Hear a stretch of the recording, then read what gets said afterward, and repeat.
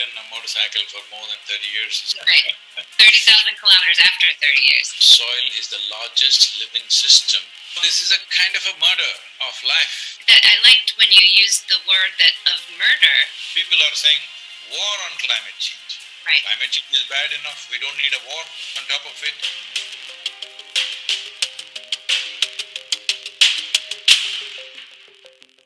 Namaskaram. Good morning, Ginger. Hello, how are you? Very well, thank you. How are you doing? I am well. I don't know what time it is there. I'm just saying good morning to you. Do you know what's so great about that is I work early mornings, so no matter if I'm on the evening shows or it doesn't, I always say good morning. So you're right. It's really an honor to speak with you. So I'm here in Jordan. Just got here some time ago. I'm sorry. Where did you end up? I'm here in Jordan in Aqaba. So it's riding through the desert has been a tough ride. The winds are trying to blow me off the road. Have you always been a person that likes to be on the move, or is this truly just making sure that you get the message around, or are you kind of a person who enjoys getting around? No, this is to get the message around. I had not ridden a motorcycle for more than 30 years. It's only now I'm riding again. Last 2 years I'm riding a bit. So the 30 years, you figured you skipped 30 years, now 30 kilometers. 30,000. Yeah, 30,000, right. 30,000 kilometers after 30 years. So let's just begin with the very simple part of what this journey is about and what Save the Soil is about. Because our soil is not well. Yes, when you say not well, I'm glad you're saying that. When you say not well, it's almost like referring to a human being. I am not well means something is not good with me. So soil is not well means you are recognizing that it's a living entity, because soil is the largest living system, not just upon this planet, but in the known universe. It is the largest living system. There is no such magical material like topsoil on this planet anywhere in the known universe. And 87% of the life that you see around you, whether it's a worm, insect, bird, tree, man, woman, child, everybody comes from the soil. So such a magical material, unfortunately, in the last 70 to 100 years' time, 52% of this topsoil is gone. We have destroyed it or degraded it to a point where it could be nearly useless. Above all, this is a kind of a murder of life. We are murdering the foundations of life, not realizing who we are today is a consequence of the soil or the organisms in the soil. A handful of soil has 8 to 10 billion organisms. These zillions of organisms is what manufactures life on this planet. Even in terms of evolutionary development of who we are a consequence of this soil. If you give me a minute, I will put this into context.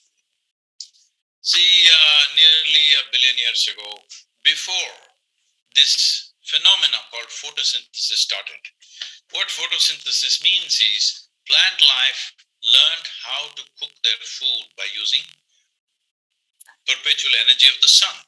Before that started, the atmospheric oxygen on this planet was approximately a little over 1%, a shade over 1%. That's all it was. Today it is 21%. That's why all of us are alive. We know that if we hold our nose, we cannot live. If we don't breathe, we cannot exist. So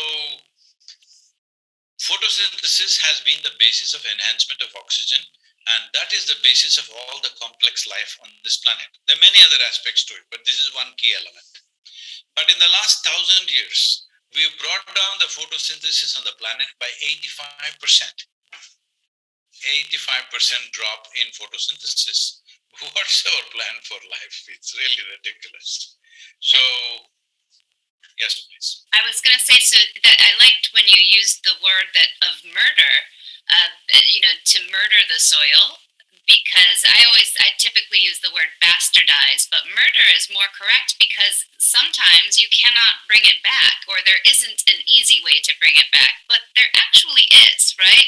It's like we're murdering it, and then we had a chance to revive it, and we haven't done that yet. Yes. So right now we are in a cusp of time. As a generation, we are facing a great challenge. At the same time, we have this privilege that if we act now, we could be that generation which turn back from the brink of a disaster. Or we can sleep through this time and walk into the disaster which we may not be able to walk out of. Why I'm saying this is, according to UNFAO, 27,000 species of organisms are going extinct per year. At this rate, in another somewhere between 25 to 40 years' time, we will reach a place where even if we want to regenerate the soil, we will not be able to do it. It will become extremely hard or it will become impossible. So right now we are in a cusp of time. If we act in 10 to 15 years' time, we can make a significant turnaround. This is why the urgency. And the urgency is different. I think, first of all, the time frame is small. Reading about and the regionality of it for someone here in the U.S., Chicago, I know that was one of the statistics that I was reading about, or parts of Illinois having desertification to the point where we wouldn't have a food source. By 2035, it's expected Illinois will go into famine kind of situations. You will not be able to grow much in that place. So Illinois is one of the seriously threatened areas. Indiana and Ohio are not far behind. They're right there. See, what we need to look at is across the world, there is not a single nation which has an average minimum 3% organic content in the soil. Individual plots may have, but average is like this. Northern Europe is 1.48, which is the highest in the world.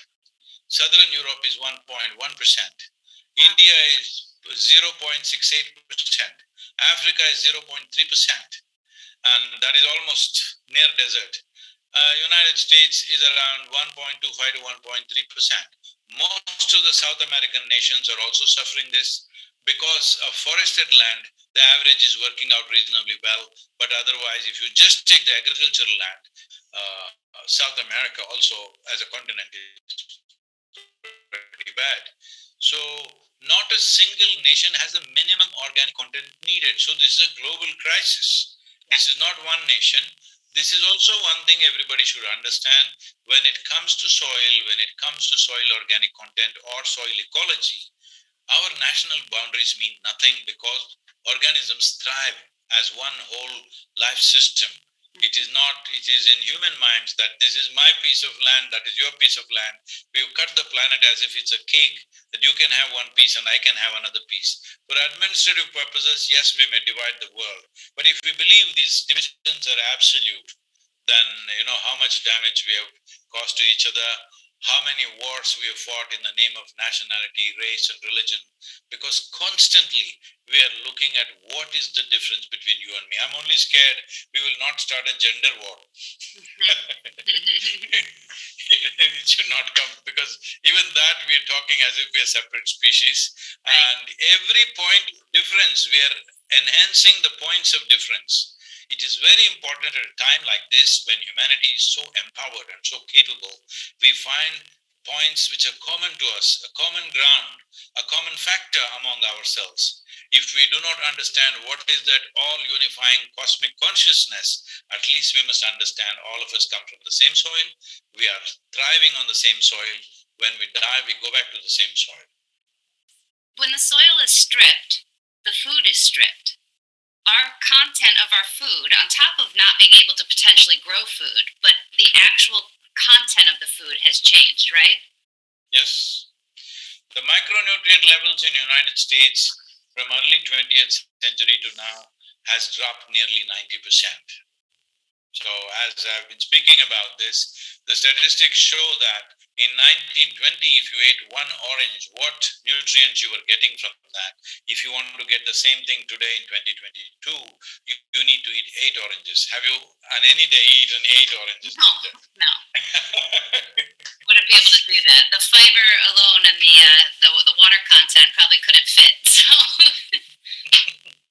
And then the water, we should talk about water, because that is something that people do understand and see happening quickly, and can comprehend that desertification, water use, when you have soil that is stripped, it takes more water, correct?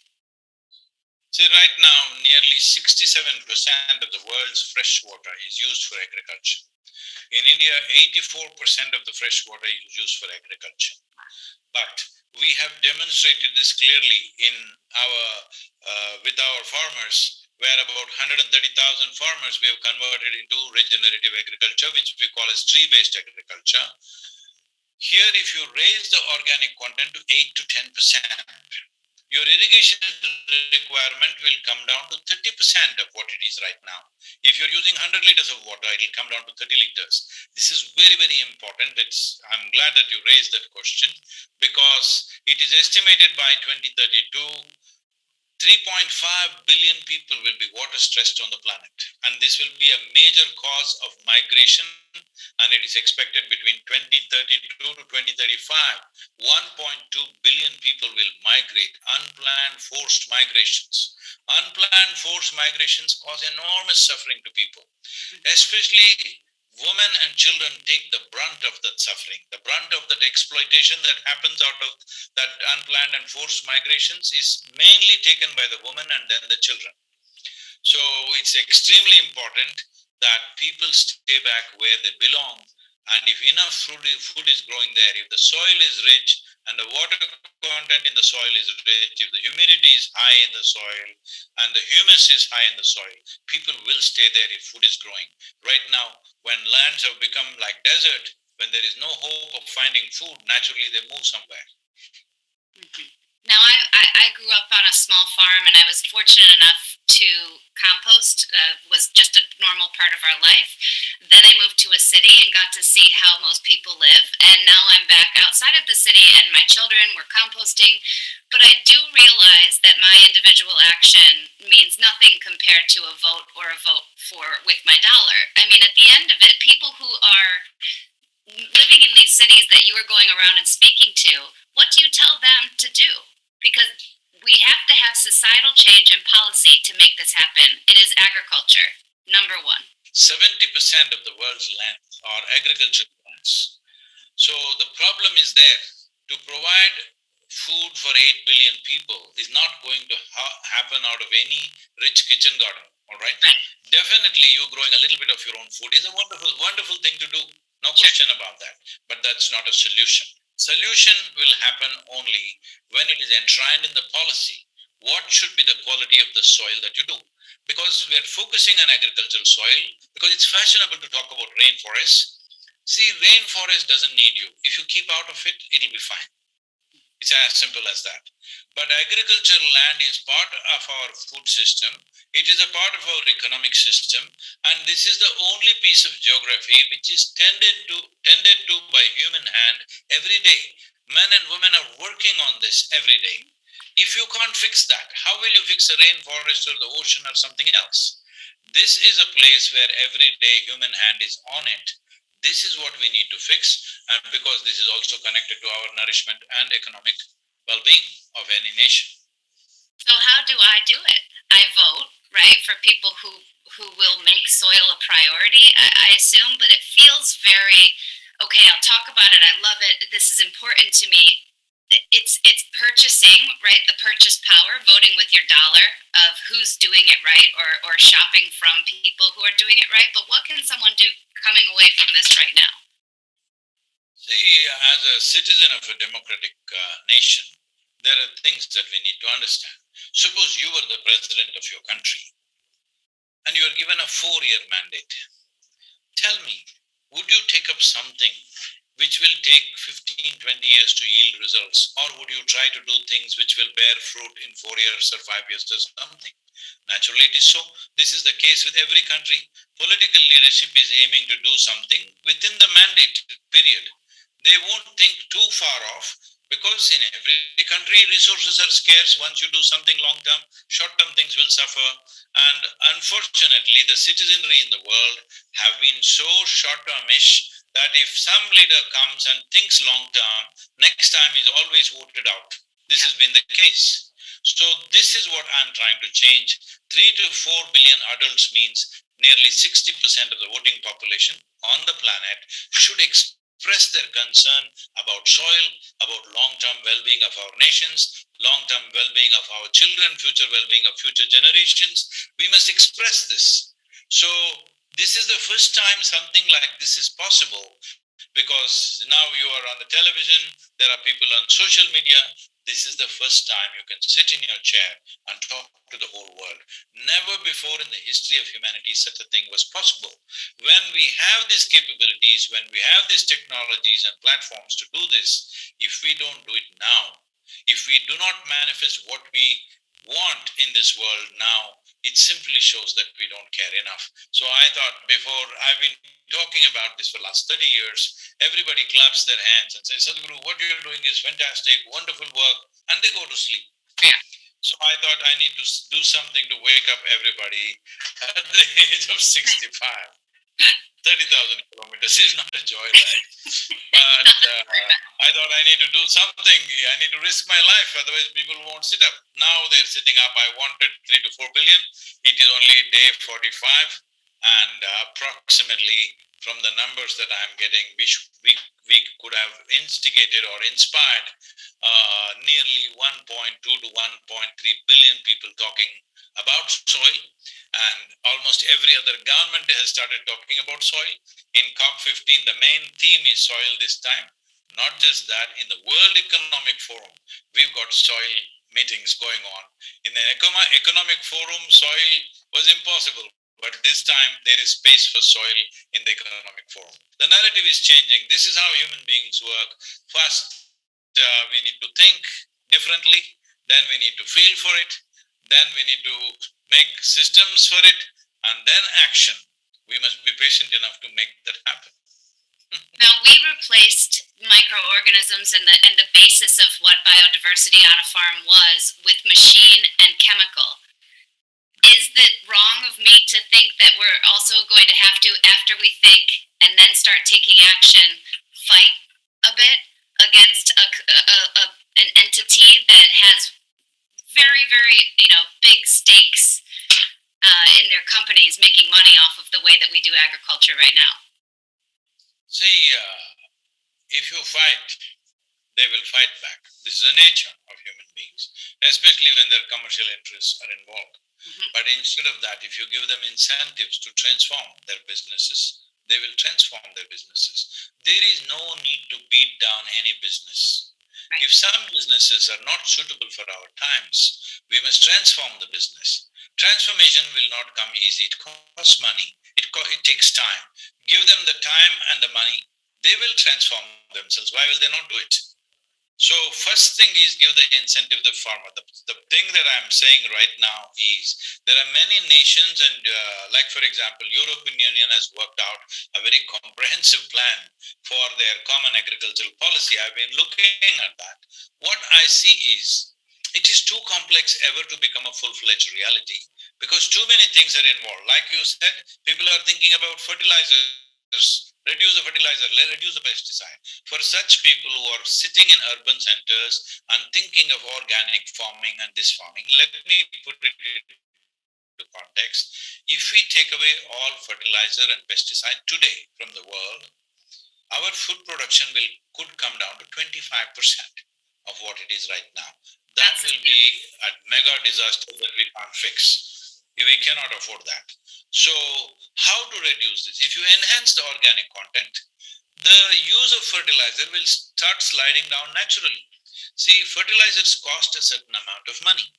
Why would any farmer use a fertilizer that is not needed on his farm?